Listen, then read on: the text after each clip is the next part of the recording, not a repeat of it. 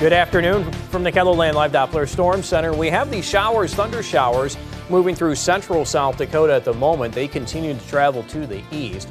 Temperatures are cool, numbers in the 60s in here, 63 degrees in Chamberlain. We have 68 in Sioux Falls, 69 Aberdeen, but 74 in Rapid City. So that forecast for today showing the scattered showers, thunderstorms, central, western South Dakota. We'll need that sunshine to get close to 80 degrees today in here. Otherwise, numbers in the 70s across eastern KELOLAND. I'll have more details on your forecast coming up as we begin midday in KELOLAND. Live from KELOLAND Media Group, midday in KELOLAND. A Sioux Falls nonprofit is helping local foster families with back-to-school needs. Plus, Vice President Kamala Harris picks her running mate. I'm Natalie Brandt with why she chose Minnesota Governor Tim Walz. good afternoon and thanks for having us in. From docks to boats, strong winds have left behind a lot of damage at an eastern South Dakota lake. KELOLAND's Jordan DeSmet joins us now at Lake Poncet with a live look at the storm damage. Good afternoon, Jordan. Hey, Perry. Well, I'm out here at Lake Poncet, and last night they were seeing about 60-plus mile-an-hour winds, and that started late afternoon, then into the evening. This is about the third really severe storm that Lake Poncet has seen, and I'll go behind the camera right now and show you some of that damage. And as I turn the camera this way, and this is a dock that's been submerged underwater, and you can see as I zoom in, it's been pretty well ripped up as well. And if I move my camera right over here, there's another dock that's been submerged underwater. As I get that focused, and you can see plenty of seaweed on that as well. And if we move it over here, unfortunately, there's a boat right in the water, and definitely, I think, maybe damaged beyond repair near kind of these campgrounds and private docks near Lake Poncet. And credit to Lake Poncet, the person I talked to today, Vic Erlacher, said that they've done a lot of cleanup around here. A lot of the boats that were stranded in the water are out of the water. A lot of the cleanup has been done, but high levels of water, and there's also they're still reeling from, again, that third storm that hit Lake Poncet. So there's a look at some of the damage at Lake Poncet. Jordan DeSmet, KELOLAND News. All right, thank you very much, Jordan. Well, turning now to your first look at the midday forecast with meteorologist Scott Mudd. We saw conditions much calmer in eastern South Dakota for all those people still having to do cleanup work from the wind damage. Yeah, and much cooler too, and the air feeling a lot drier as well. Let's just try to do a recap of some of the highest wind gusts we had yesterday as that front moved through during the evening hours in southeastern KELOLAND. You know, the winds changed direction to the north and northeast, helping to bring in the cooler air. Now, highest wind gusts that we reported around 30 miles per hour in Sioux Falls. I was out in it, felt a little stronger than that. Into northwestern Iowa, we had some of those wind gusts of mid to upper 30s there in Spencer. You see near 40 in Watertown. I know they had some thunderstorms, which were strong to severe during the early morning hours near Cottington County, Grant County. That gave us some strong wind gusts there.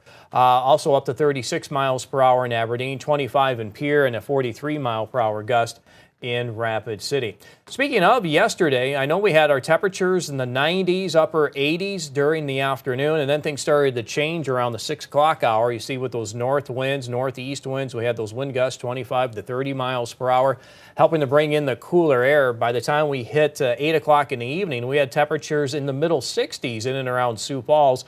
That's after having a high temperature in the lower 90s. Right now, we do have showers, thunder showers moving through central South Dakota. Along with it, we have our thick cloud cover, and the cloud cover play a role in how warm we get in the capital today.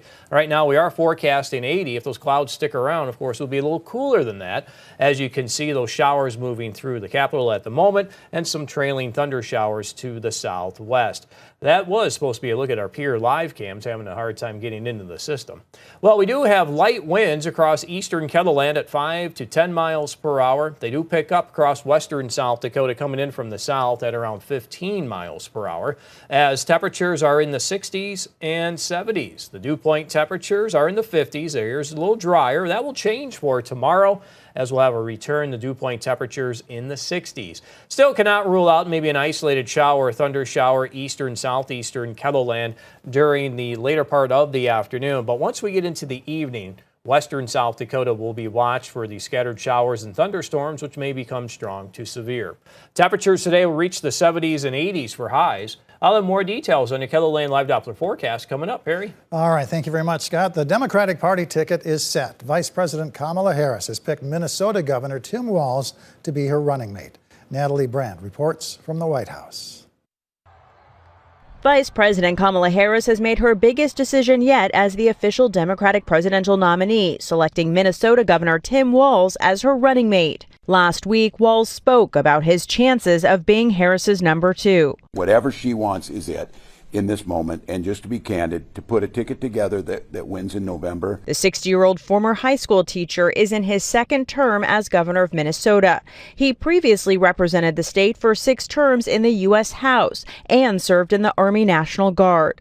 Walz led Minnesota during the pandemic and unrest following the police killing of George Floyd. Some political watchers see his selection as a way to appeal to moderates in the Midwest and key states that could decide this election.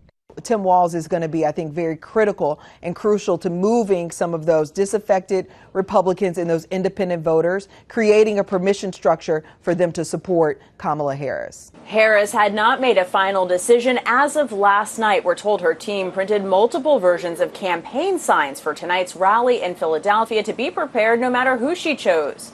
The campaign stop in Pennsylvania kicks off a battleground state swing across the country. Former President Trump's running mate J.D. Vance is on his own battleground tour, also starting in Philadelphia. You have J.D. Vance, who is a Midwesterner from Ohio. So this is an interesting contrast that we'll see on the VP debate stage if that comes to pass. As the Trump campaign works to put Minnesota in play this November, it's released a statement calling Walz a, quote, dangerously liberal extremist. Natalie Brandt, CBS News, the White House. In other news this midday, the Foster Network in Sioux Falls served more children this year than all of last year, and that number is growing by the day. The organization topped 1,000 kids in late June and will add more than 300 to the list during this week's Back to School Days event.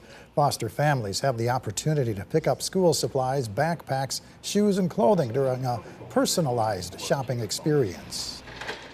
Even though we are serving more than one family at a time, we try to keep the shopping experience individualized and meaningful to the kids to make them feel special. Families started shopping this morning and will continue to stock up for the school throughout the day. Back to School Days continues Thursday and Saturday at the Foster Network, and there are a limited number of slots still available. The Union Gospel Mission is doing some baling in the heart of Sioux Falls. The nonprofit crushes unusable clothing into bales that range in weight from 900 to 1,100 pounds on a daily basis. Once they have at least 36 bales, they're sold to a company for 15 to 30 cents per pound and shipped across the country. The CEO of the mission says he bought the $30,000 baler for only $8,000 in 2020. It was in the midst of a pandemic, and the company that sold us the baler was like, we're not selling anything right now. We'll give you a baler. The only problem is it's purple. And so I said, hey, I don't care about color. Weber says he paid for the purple baler with his very first truckload of clothes. We'll tell you how the Union Gospel Mission now reinvests that money into the community in tonight's Eye on KELOLAND at 10.